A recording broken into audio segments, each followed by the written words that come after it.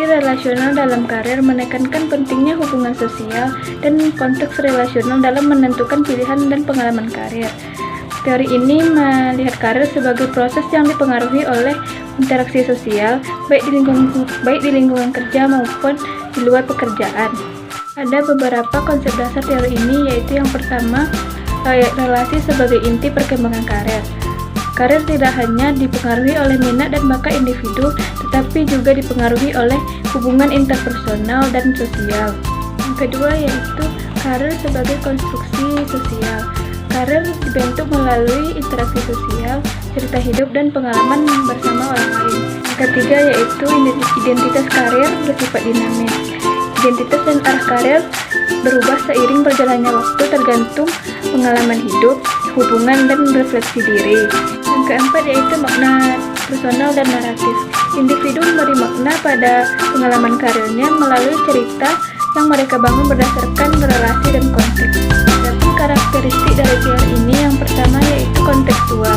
Teori ini menekankan pentingnya latar belakang sosial, ekonomi, budaya, dan lingkungan yang membantu pilihan dan perkembangan karir.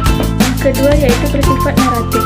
Teori ini menggunakan pendekatan cerita hidup untuk memahami perjalanan dan aspirasi karir seseorang. Ketiga, holistik dan humanistik. Teori ini melihat individu secara menyeluruh, termasuk nilai, emosi, dan relasi sosialnya. Yang keempat, fleksibel dan terbuka terhadap perubahan.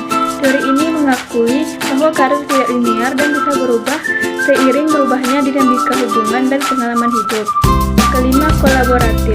Pada teori ini, konselor berperan sebagai mitra dialogis, bukan pemberi solusi tunggal dalam eksplorasi karir klien.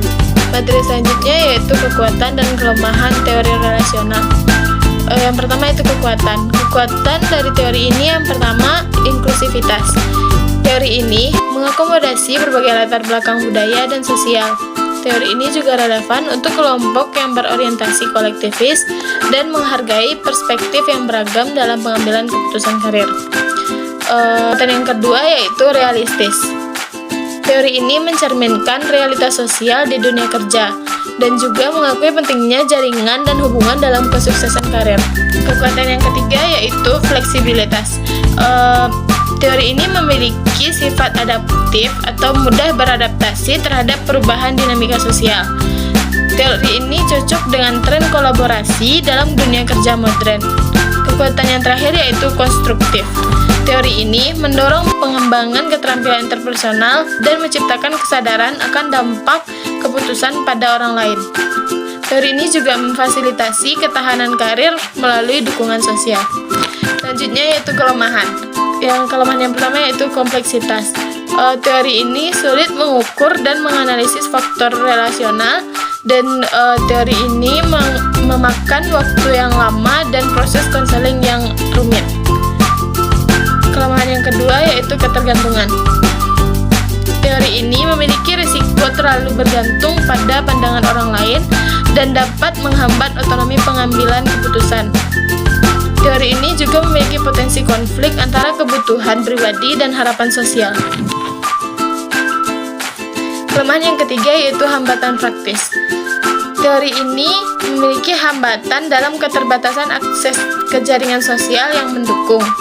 Teori ini juga memiliki tantangan dalam mengatasi relasi yang toksik atau menghambat. Kelemahan yang terakhir yaitu